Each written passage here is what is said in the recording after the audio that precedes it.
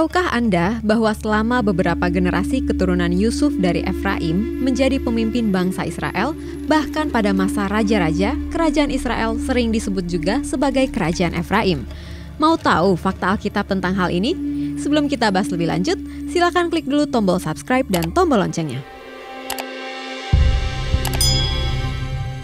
Arti nama Efraim. Efraim adalah anak Yusuf dari pernikahannya dengan Asnat, anak Potifera, imam di On. Nama Efraim dalam bahasa Ibrani adalah Efraim, yang berarti menjadi berbuah, seperti yang diucapkan Yusuf tentangnya dalam Kejadian 41 ayat 52, dan kepada anaknya yang kedua diberinya nama Efraim sebab katanya, Allah membuat aku mendapat anak dalam negeri kesengsaraanku. Jadi Yusuf menamai anaknya Efraim sebagai ungkapan syukurnya karena dikaruniai anak di Mesir, tempat ia dibuang oleh saudara-saudaranya. Efraim dan Manasye lahir di Mesir sebelum anak-anak Yakub datang untuk membeli gandum.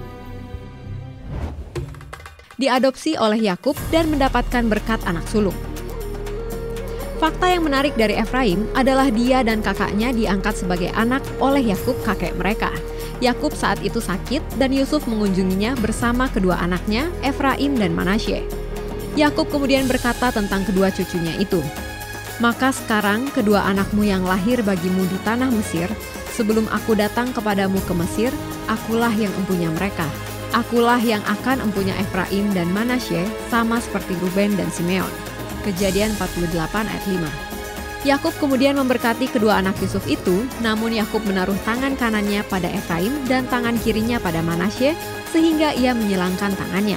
Walau Yusuf protes, namun Yakub tetap memberkati Efraim dengan berkat kesulungan, seakan dia sudah melihat jauh ke depan bahwa keturunan anak ini akan menjadi pemimpin bagi suku-suku Israel lainnya.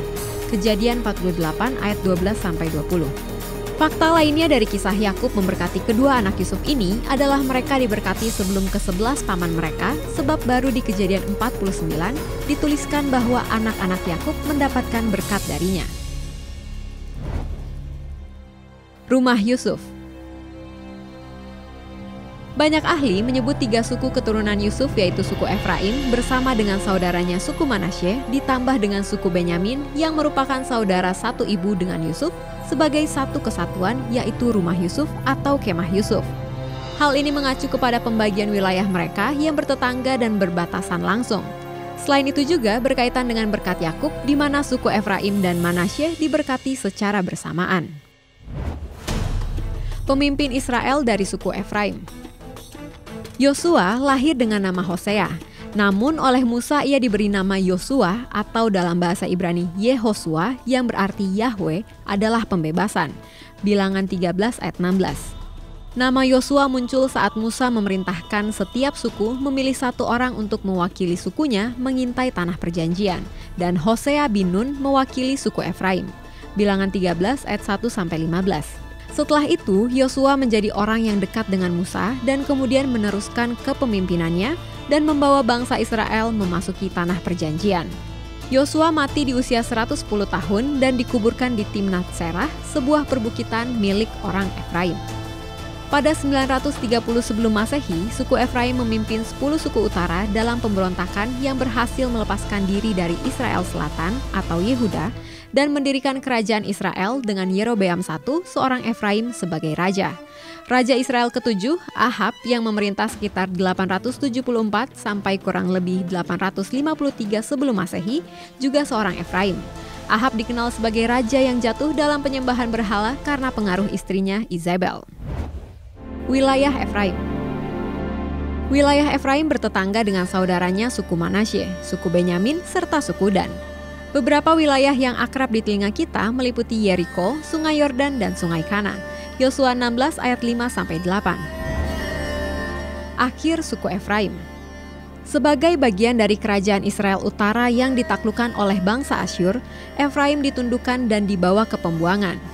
Setelah masa pembuangan itu, tidak ada lagi catatan tentang mereka, sehingga mereka termasuk dalam 10 suku Israel yang hilang. Hingga saat ini, banyak suku bangsa yang mengklaim sebagai keturunan suku Efraim. Orang Samaria adalah salah satu yang mengaku sebagai keturunan suku Efraim, Manasye, dan Lewi, bahkan mereka juga memiliki komunitas Yahudi Samaria. Ada juga kelompok Yahudi Persia atau Yahudi Iran yang mengaku sebagai keturunan Efraim. Mereka bermukim di Israel dan juga di Amerika. Bahkan di India ada komunitas Yahudi Telugu yang menyebut diri mereka Bene Efraim, mengikuti apa yang dilakukan oleh suku Mizo yang diakui oleh Israel sebagai keturunan suku Manasye. Demikian seri fakta Alkitab perjalanan bangsa Israel, yaitu suku Efraim. Kalau Anda suka dengan video ini, silakan di-like, share, dan berikan komentarnya. Pastikan juga kamu sudah subscribe dan mengaktifkan tombol lonceng untuk notifikasi video-video terbaru dari Jawaban. Bagi Anda yang ingin memberkati orang lain, Anda bisa mewujudkannya dengan cara mendukung Jawaban untuk terus bisa memberitakan kabar baik di Indonesia dengan berdonasi melalui link ini. Terus saksikan Fakta Alkitab. God bless you!